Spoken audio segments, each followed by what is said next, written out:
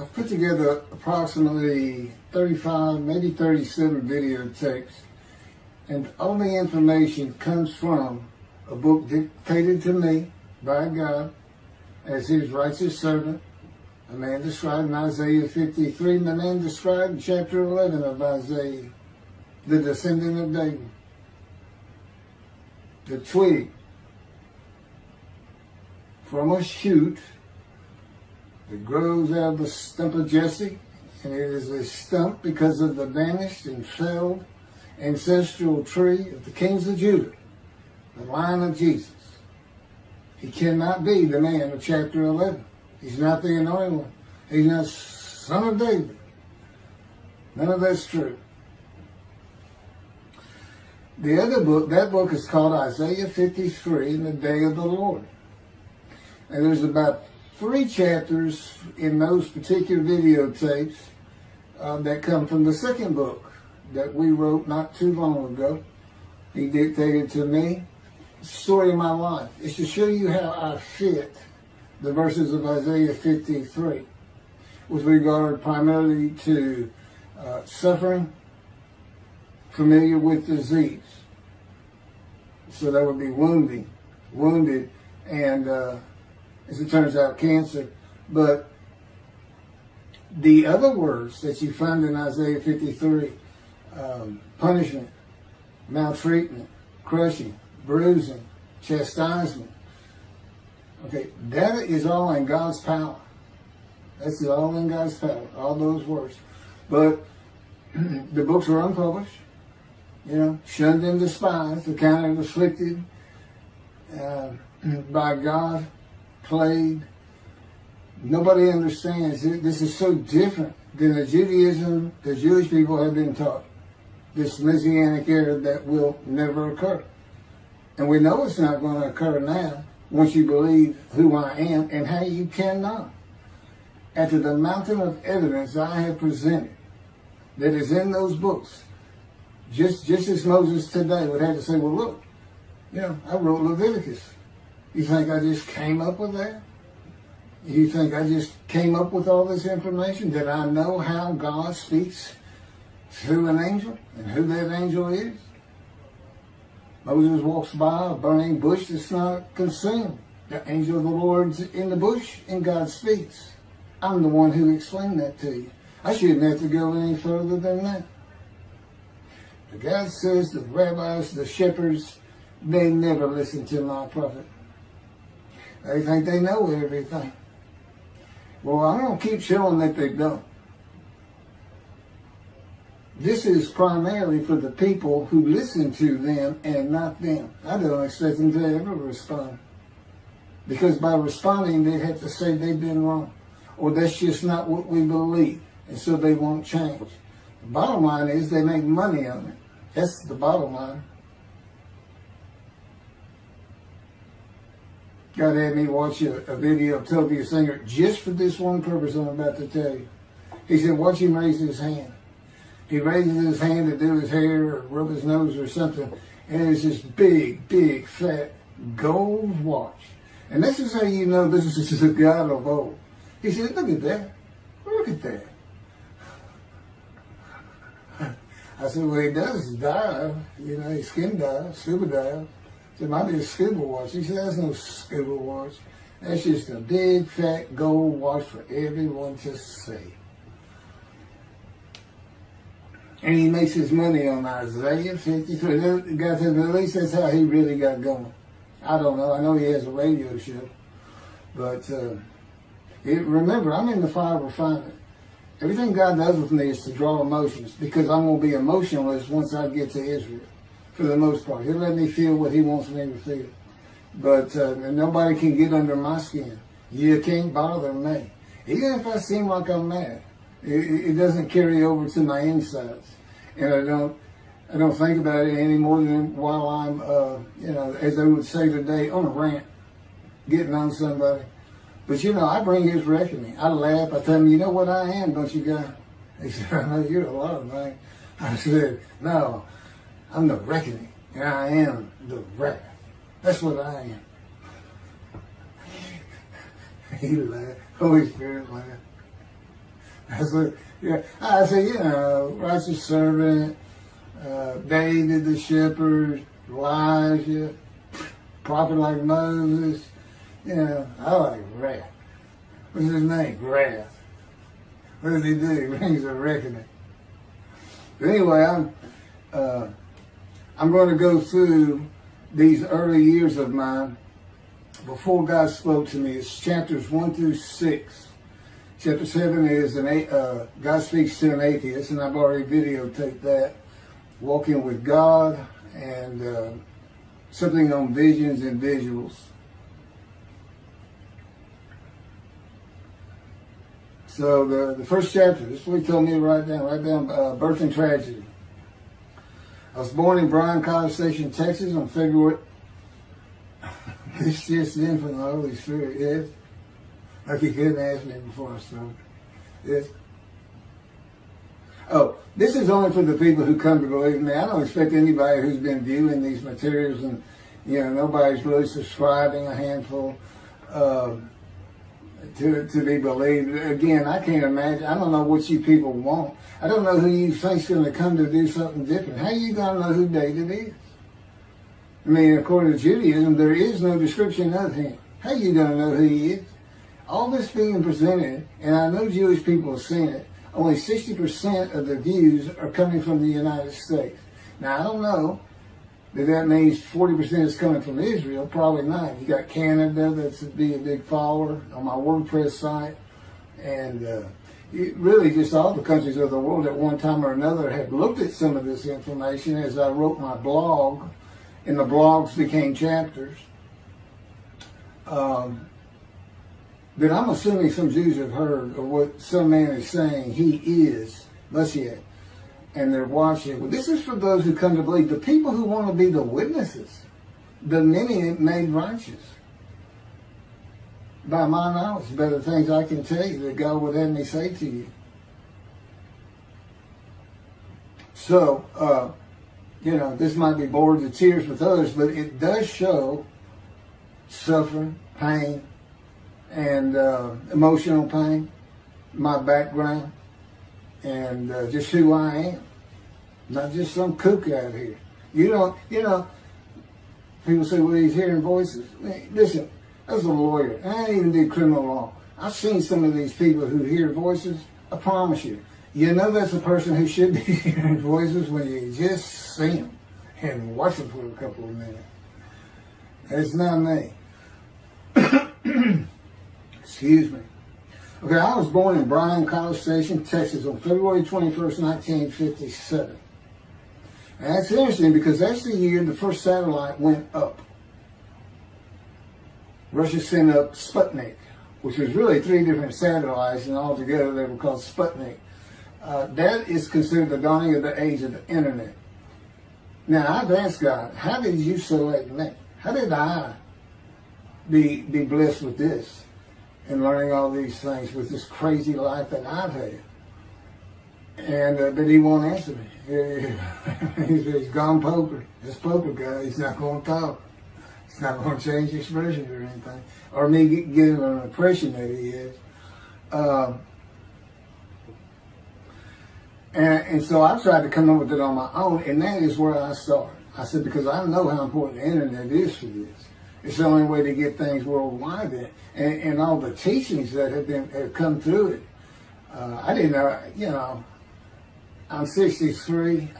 I'm not like the young people who can just text messages without looking at the phone and all that. But he's taught me everything. He taught me how to set up Facebook, Twitter, you name it. And he would just say, go to your computer, do this, do that.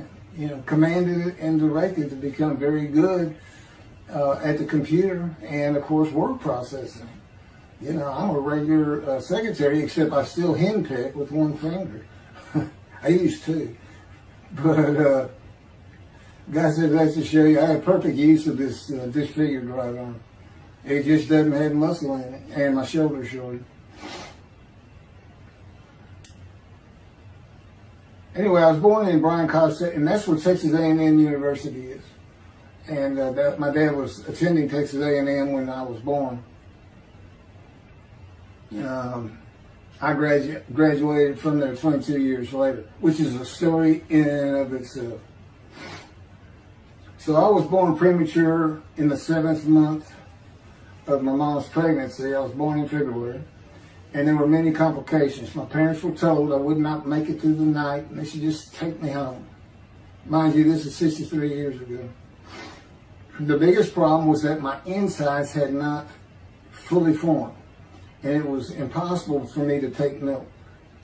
Mamie, my great-grandmother, told my parents, boil rice. Feed him the rice water. It's got all kinds of nutrients and minerals in it. Dad says he threw out a mountain of rice those first few months.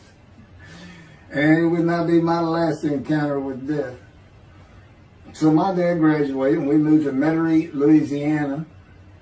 And his first job is an oil and gas geologist.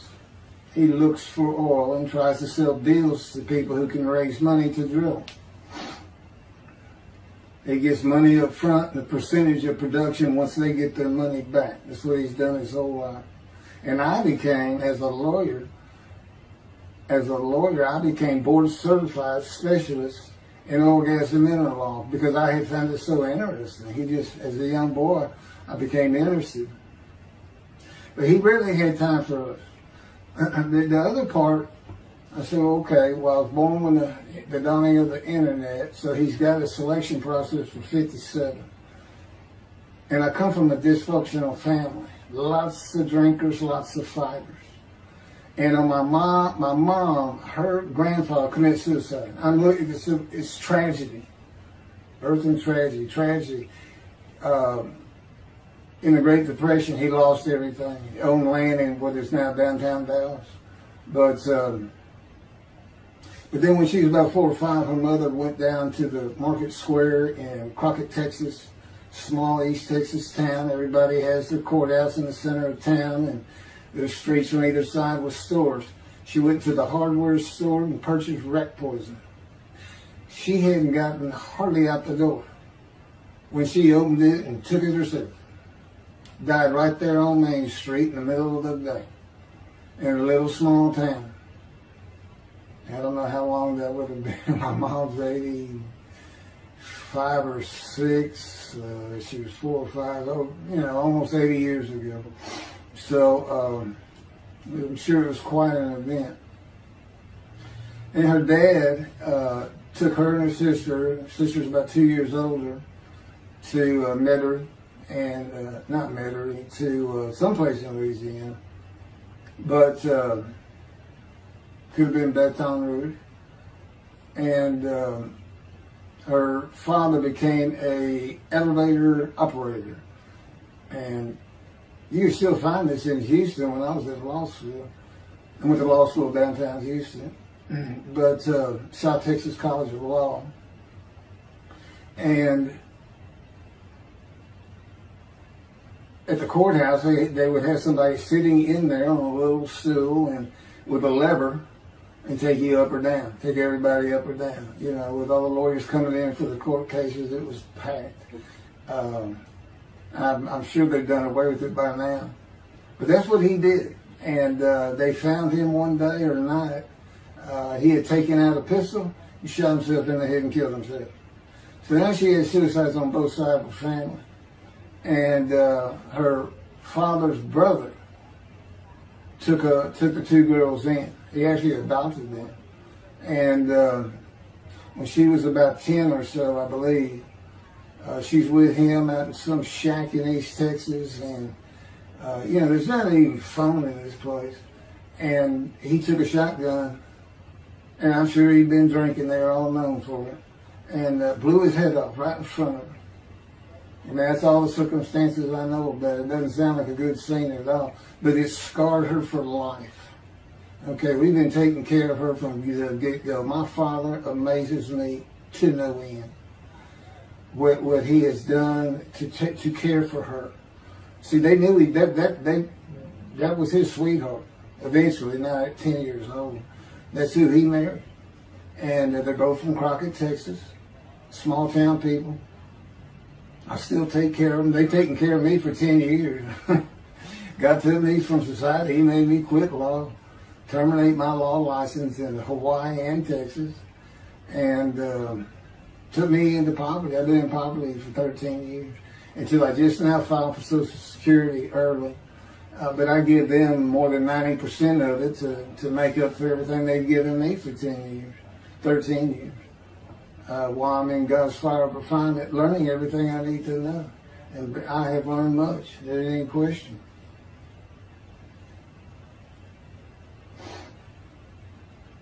So anyway, there's 3 suicides.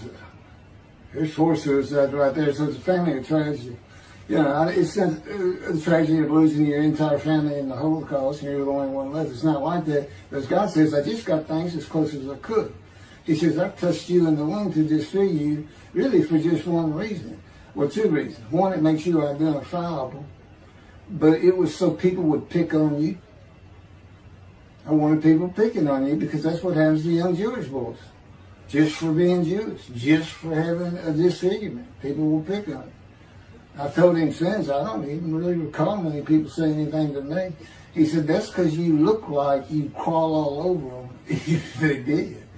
And I did. I was always just say something, anything. That's just the way I was just angry inside. And God's taken all that away. But I can still go on a good rant. But, and then my mother in the 60s, young people may not know this, but that's when, you know, the Woodstock and marijuana, LSD, everything started getting big. And at the same time, doctors were just handing out pills left and right. Valiums, painkillers, Percocets. You know, just asking for it. They were writing scripts. And I know today they put a lockdown on that. But she got heavy into it and drunk all the time. I'd have to come home from school and stay with her. And she became such a different animal, a different person when she drank. She became a little girl. You know, and having your mom act like that and slobbering and, you know, going there to be Valium dripping out of her mouth with a bottle of booze by her. So it was an ugly scene. And so I came from a dysfunctional family, so I think God wanted that. And He's there with me from my first year to make sure that I live a life of suffering. He orchestrated many of my wounds. And He's taken me back in vision to see these things. And His visions, one thing you don't pick up in the Bible, when I say Bible, I'm talking about the Jewish Bible, the Hebrew Bible, that's not, unless I say otherwise. Which is like when God says, my peoples. If He just says my peoples, He's talking about the Jewish people, the chosen. I mean, He may say the peoples of Moab, or just by the context, you know, He's referring to another group. But that comes up all the time. So to add to that, she tried to kill herself a few times. And when I was 10, my dad was at a Texas A&M game in Dallas. And I know it was 1967, so I was 10 years old. Because I'm very familiar with that particular game. It was against Bear Bryant and Alabama Crimson Tide. And he had coached at Texas A&M. So as you can tell, me and my dad are big Aggie fans and football fans. But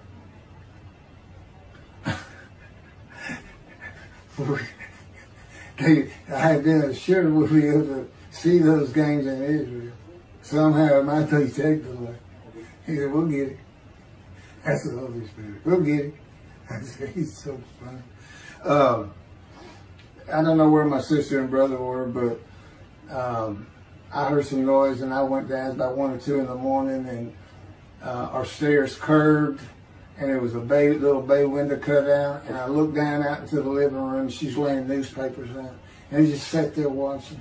Didn't know what to do.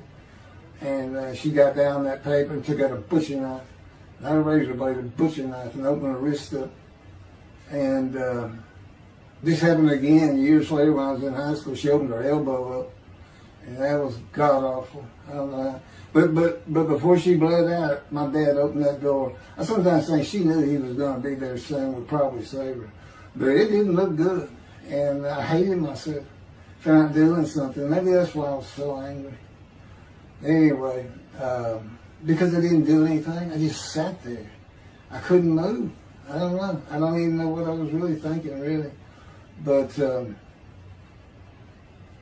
I can't. What it did is it told me how much her uncle blowing his head off must have done to her. That must have really hit you. I had nightmares my whole life, but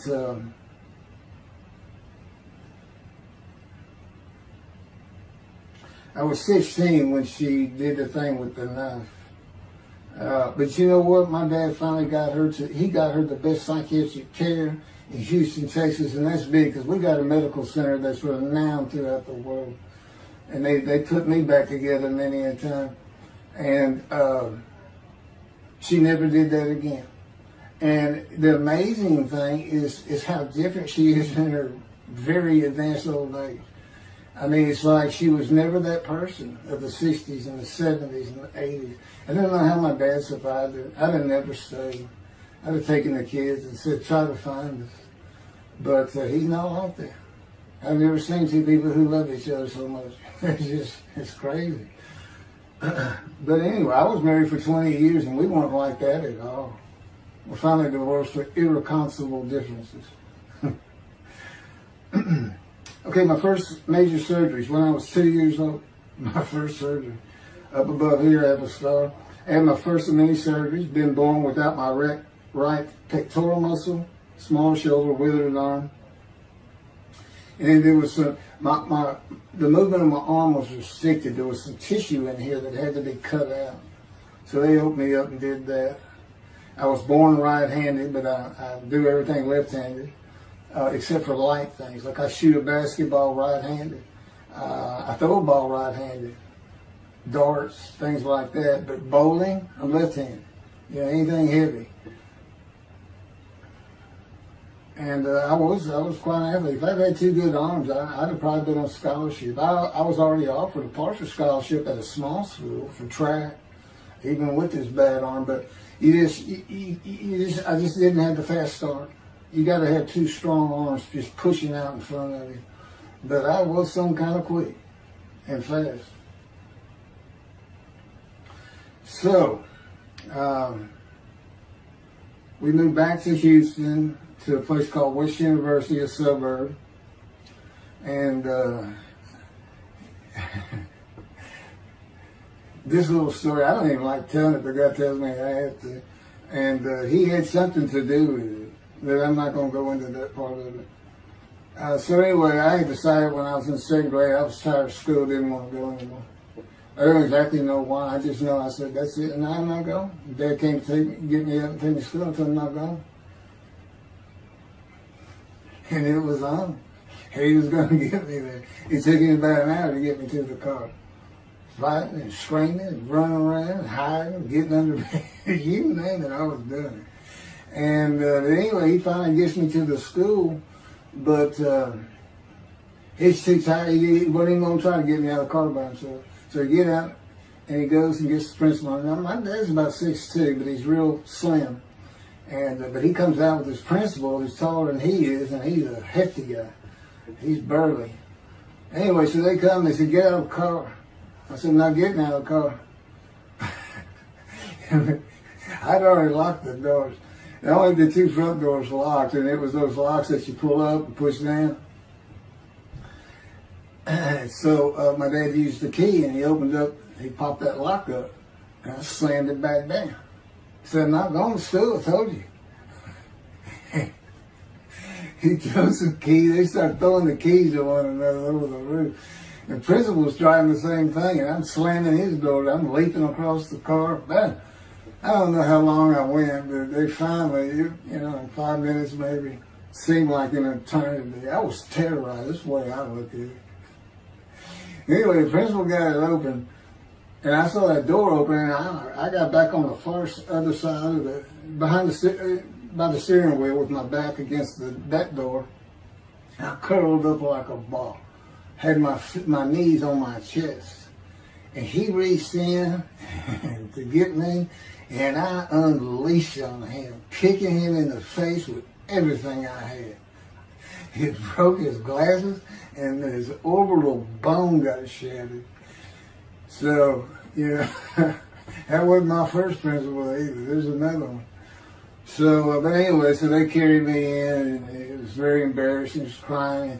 But again, funny thing, nobody, because I stayed with this same group for 9 years, going to West University and the junior high there that you go to. Nobody ever said anything to me about it. And I knew some of those kids that were in that class.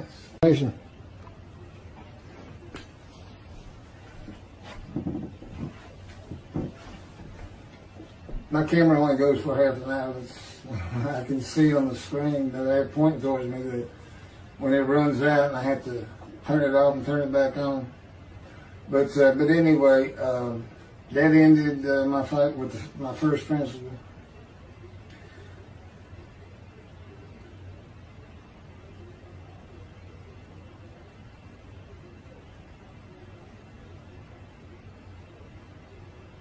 Now here it is right here.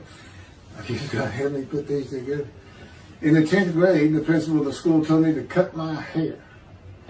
You know, I had long, blonde, wavy hair, well past my shoulders. Again, this was, I graduated high school in '76, and this has been junior high, so it's in the early '70s, but it felt like the '60s still. And I kept it in a ponytail. It was neat. But it was a school-wide policy. I think I was one of the last people to cut his hair. I was hiding all the time. I was always on the alert for the teachers that would turn you in. But I went and got it cut. I told the barber right at my collar. Sat there in the chair and cut it right at my collar as I was instructed to do. And then I was commanded to return to the principal's office. And so I presented myself to him. I sat down in the chair in his office, and he gets up, walks behind me, and grabbed me by my hair, back of my head, and jerked my head back fast. And said, "It's still over your collar." Now, I don't know if I did a backflip out of that thing. I can't really recall. But what I do recall is it took 3 people to get me off of him. And I was permanently expelled from school, which ended up me leaving home. It wasn't a runaway. I'm just out of here. I'm tired of everything and everybody. I ain't going to school ever again. Hate school, always there. That was me. Yeah, they had to pull me off of him. I understand through a friend of mine, he said, "You know, my brother went to that school. He had some stories about that guy." So that's it wasn't me, it's him. Second major surgery came when I was 12 years old to try and repair my right knee and just below it. I was running full speed in a field. High grass and weeds with a family dog. And God says he had something to do with what the dog did. For no apparent reason, just suddenly he was running at my side. And he just bolted, he just stopped going straight to the heart of the left and went right between the legs. I go sailing in the air, and I came down on my knees, except my right knee came down on a broken Coke bottle, Coca-Cola.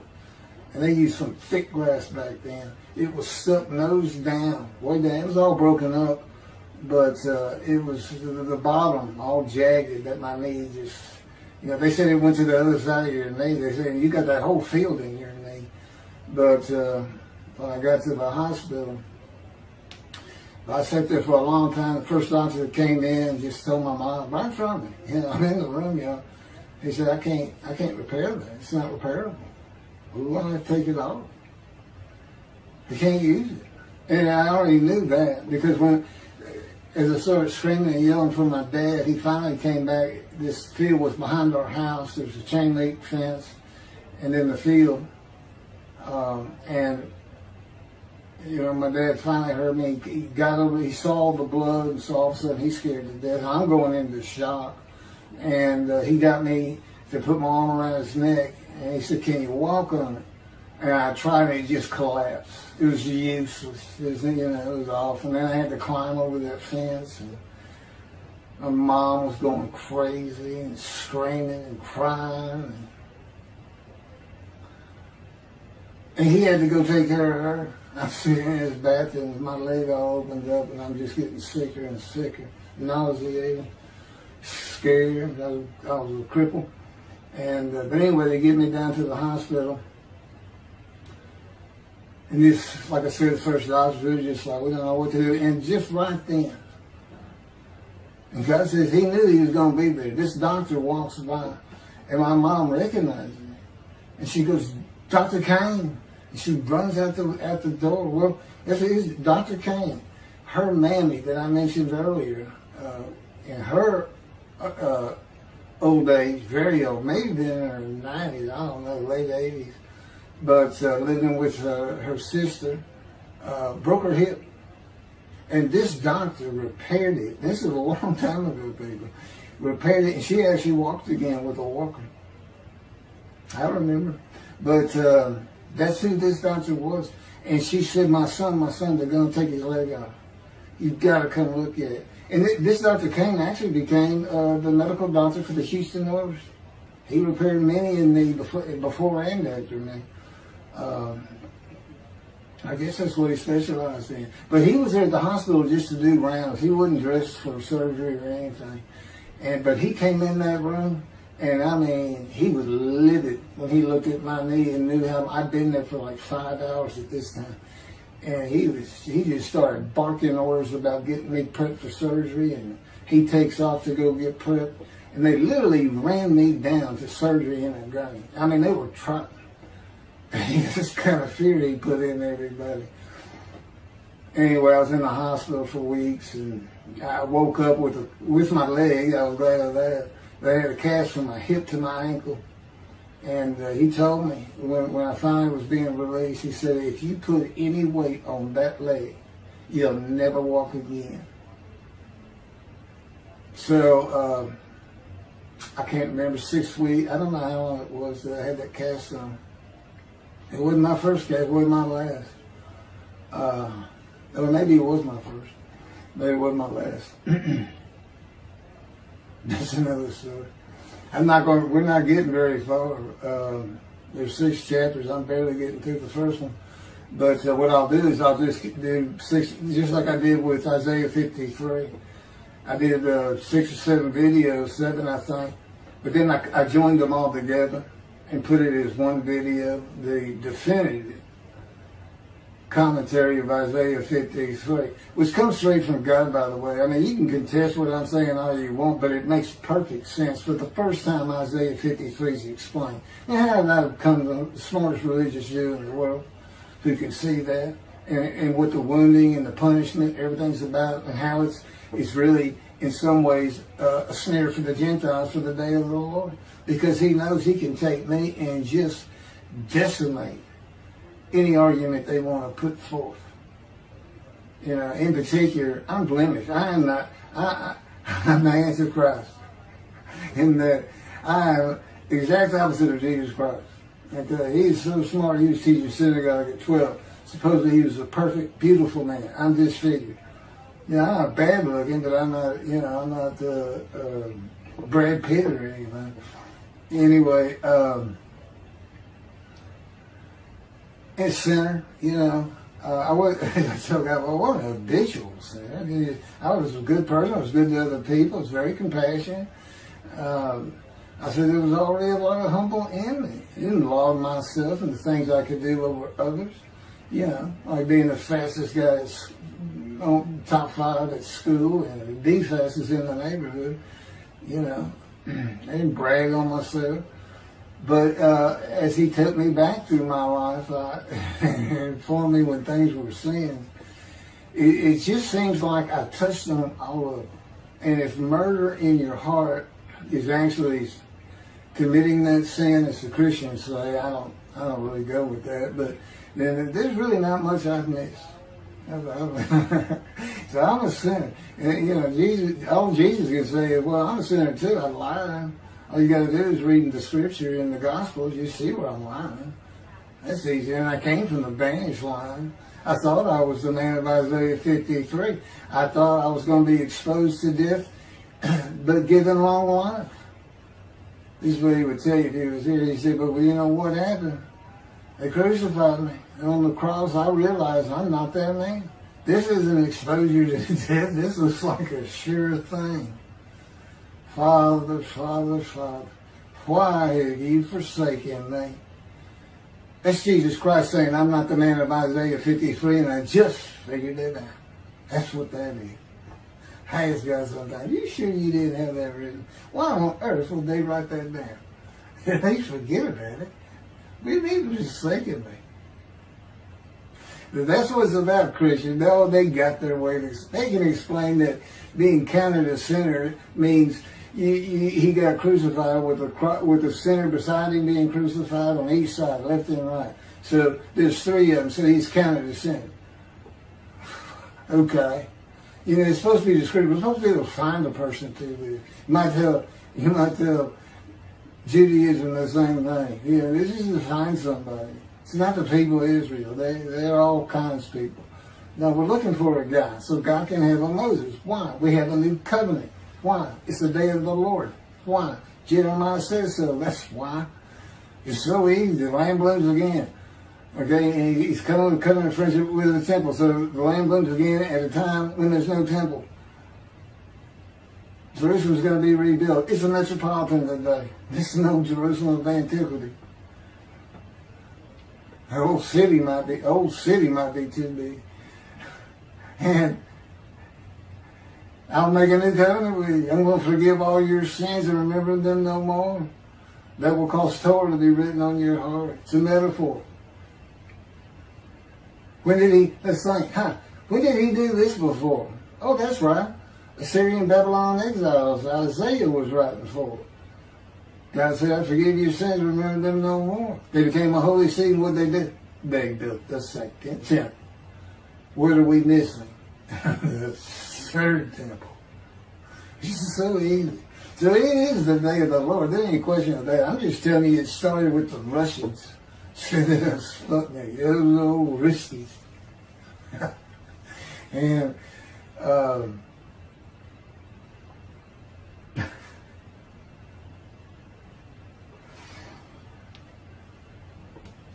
he's bringing the covenant, but he's got to have a Moses. He said him send a prophet like Moses. So he's saying it's Joshua. No, it's not. God needs him today, the day of the Lord. And guess what? He gives us a description of him. He knows this is a time of secularism, reliance on science and medicine and doctors. And you got so many more people who the only book out there is not the Hebrew Bible. There's a lot more books than that. You know, there's all kinds of distractions, television, cell phones, computers. You know, back then, you know, you just sat around and said, what do you think God's doing? I don't know. Wish he'd send some rain. You know, it's just, I said it's easier to get them back then. But here it is. It's here. And God said, you see why I put shun and despise in there? Because for a while I said, God, you know, this is before we really got the books done and everything. I said, I'm just sitting in a room. I can't really tell anybody shun and despising me. Counting me plagued, afflicted, and by God and everything else. He said, well, how you feel now that we've been putting all this on the internet? I said, I feel shunned and despised. Yeah. I can tell they know. There's no question this hasn't gotten back to those two. I said, you keep attacking them like this and I'll be certainly sure, just in case I'm wrong. But, because he won't actually tell me, he won't tell me anything, this is a rule of thumb, he won't tell me anything that I cannot find out or become knowledgeable on or informed on of my own, which means about nothing because we're in a room all the time. The adjunct of the Holy of Holies is what I call it. I live in the Holy. I'm like the priest who can, the only person who could go into the Holy of Holies was the high priest. And that's what I'm like. As a matter of fact, God had me write down, just as he had David write down, a new Psalm 151, where God said, and it's on a video, where God is speaking, where the Lord came to me and God said, quote, and within that, he says that he declared me. We actually used the psalm where he declares it for David. He declared me an eternal priest in the order of Moshiach and King David. and a rightful king, small k, and a rightful king. And he also declared, I'm the righteous servant. I mean, that's God talking. I mean, he's using it. When he dictated to me, it wasn't, to be written in my personality. That's him. That's him doing a new song. So, because he does that. Even in the writings, the person doing the writing, whatever prophet it was, or Moses, or David, if he wrote Samuel 2 and Kings 1 until he died. As I said, God says, just assume the central character is the one I had writing, because their lives change when I come to them, just like mine's changed. This is not anything I could have ever conceived or even bothered thinking of. I'd have never read the Bible my whole life if he didn't told me, we're going to the bookstore and get you a Tanakh. That was 13 years ago. And my answer was, what's a Tanakh? I didn't know anything. And you look at all this knowledge. But this is it. This is the only power he's going to use in creation. He's not going to perform miracles. He's not going to have me perform miracles. And he's not. He said, the only power I'm going to use is on you. What I can get you to do. He said, I can take a Gentile Texan and take him to Israel and get my temple built. Okay. He said, because that's what you say to God all the time. Okay. And one night, I hadn't even read Isaiah 53. He didn't come to me and just say, offer yourself for guilt. I crushed you with cancer. It was me that did. That's not, I wouldn't have known what he was talking about. We finally get to Isaiah a couple of years later. He said, Keith, read Isaiah 53. I said, okay. And so I read it. I said, okay, finish it. He said, who do you think that is? I said, I have no idea. I can barely read it. I didn't know what it's saying. I said, I think these two verses ought to be up here. I said, you sure nobody messed with this thing? He said, nobody messed with this. It's just how I had Isaiah write it. He said, that's you. I said, oh, okay. And I couldn't help myself. Good luck convincing anybody. I can't even tell what it's saying. He said, before we get done, and he's right. I've been over that thing so many times.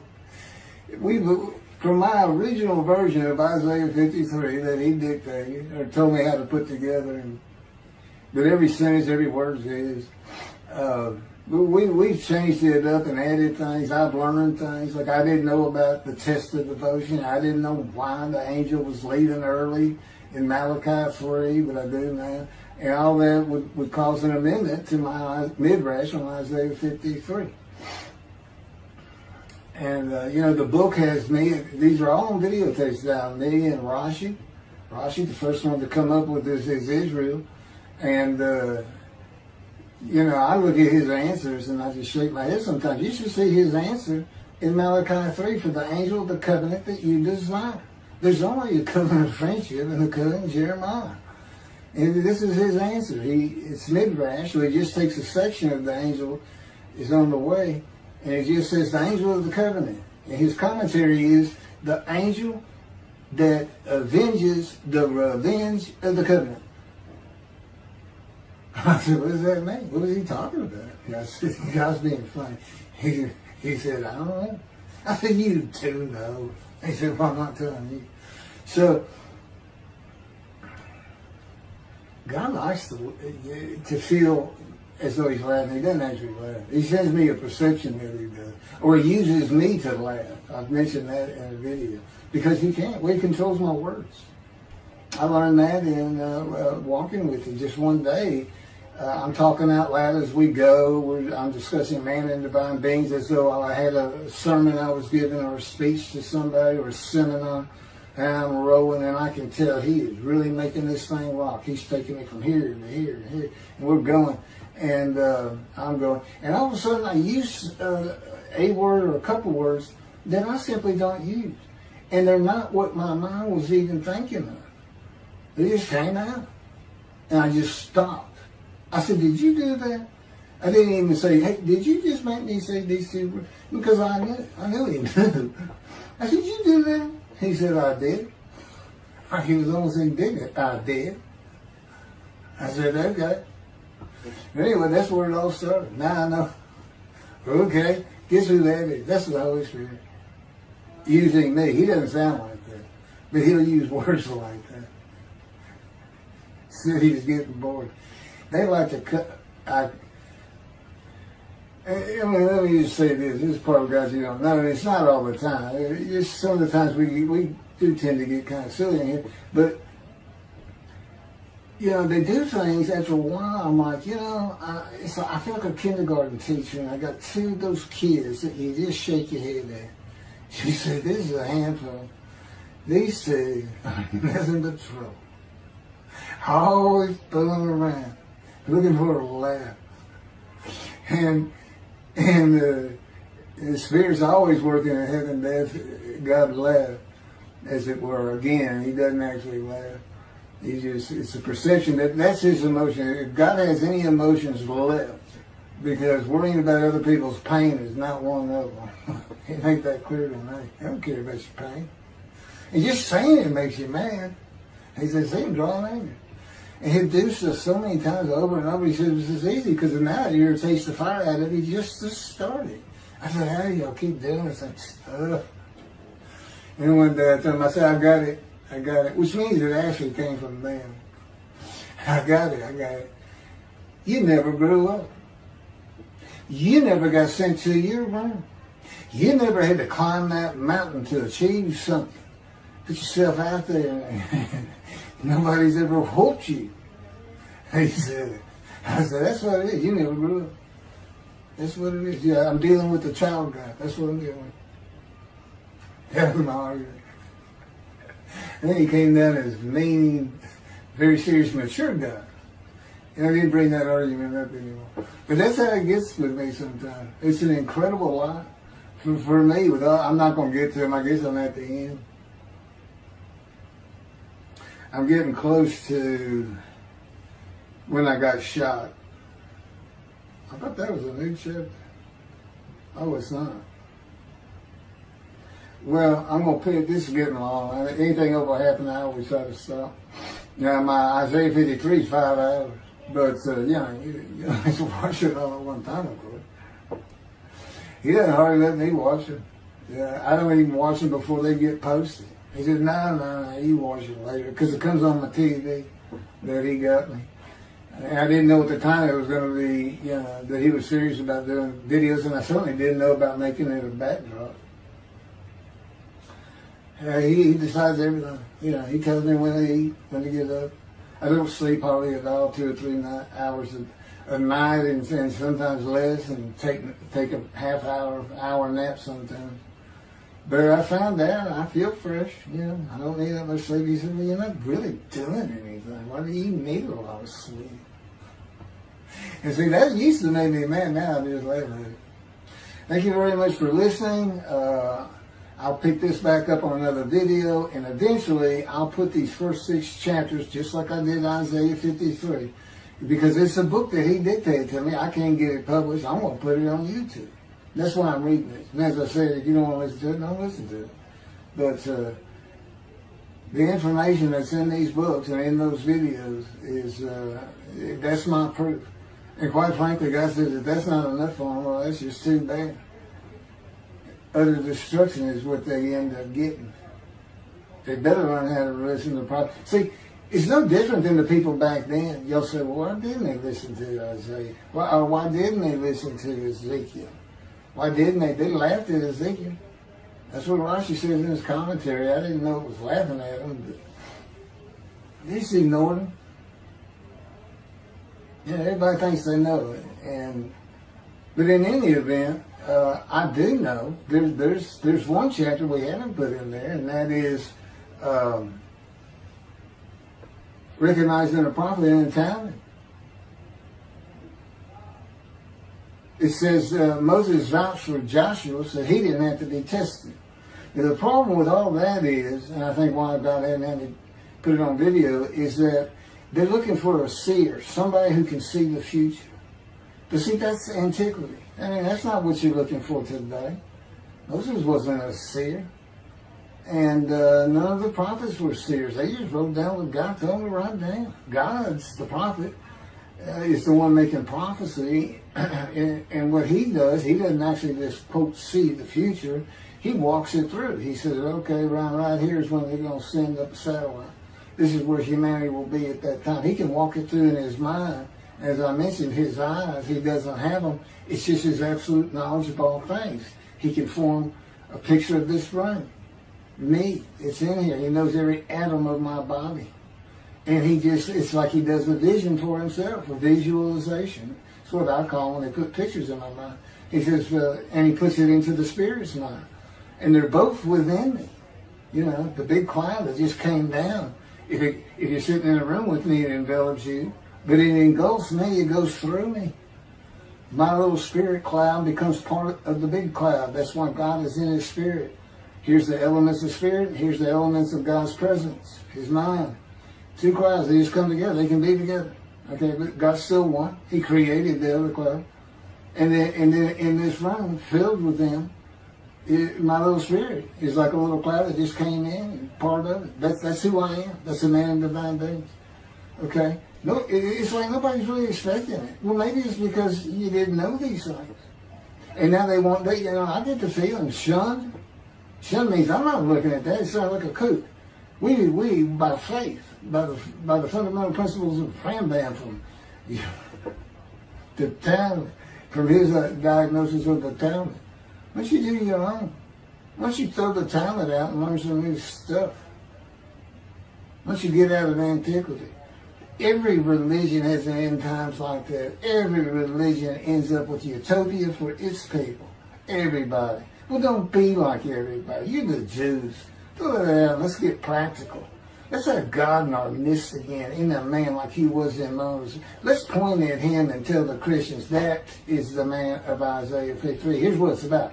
God says he's coming back. He told us we're not waiting on him like you. And he said when he was coming back, he false prophesied 5 times. He ain't coming back. He wasn't who he thought he was. He told us on the cross. I'm not the man of Isaiah 53. He tells us. Well, that's what he doing. Father, why'd you forsake me? I'm about to die. What do you think he's talking about? What do you think he's thinking about? You're not supposed to die. He thinks he's the man of Isaiah 53. So do they. It's mind-boggling because I'm the man. And there's nothing about me that says Jesus Christ. Nothing. You should hear me cuss God. I cussed him trying to die. I begged for death 1,000 times. He said, it's not been 1,000 times. I said, it's been hundreds. He said, well, that's true. You have cursed me more than any man in the history of mankind. And he said, and you did it face to face. And I said, you shouldn't make me so mad. He laughs, y'all. He laughs. When I'm cussing him, he makes him mad. And oh, you're kidding, that story? He gave me his perspective. This is how he did it. He said, Keith, imagine you created ants. And ants are living beings. In other words, they can think and they have emotion. Okay, you get a great big ant farm over here in your room. Okay, you decide you're going to get one ant to get all the other ants to do stuff. But you got to get him ready. And you get him ready the way I'm getting you ready. Now, he's mad at you. Right? I said, yes. Yes. And he said, now, imagine, I'm always laying in this bed. I got a big table. It's got a microwave on. I put my computer on. I got a big fan I like to have on. And he said, look over at that table. Now imagine that ant got loose. And he is crawled up. And he is standing on the corner of that table. And he is giving you the what for in ant language. I mean, he's going. And he's turning around and shaking his butt at you. And he's cussing. And all this. And all you got to do is go bump. And he's gone. I said, that's funny. And it is. And that's how he, that's what it does to him with me. You know, the spirit wild me up. I call him the troublemaker, troubler. He's so funny. But God's so humorous. There's a difference in their humor. Okay, that wraps up. I'm told that does wrap it up. I'm going to pick up a gunshot. I guess it was worse than the accident to my knee. They ended up opening me up from between my breast and my pelvic bone, and now it's been 3 times. And eventually, the lung cancer and colon cancer and skin cancer. But the lung cancer is when they told you should have died from the colon cancer. He said, but this is it. We can't treat that. It's too advanced. You're gone. And prepare to die. That was 20 years ago when the planes hit New York. It was the planes hitting New York that got me up off the ground one last time to see one more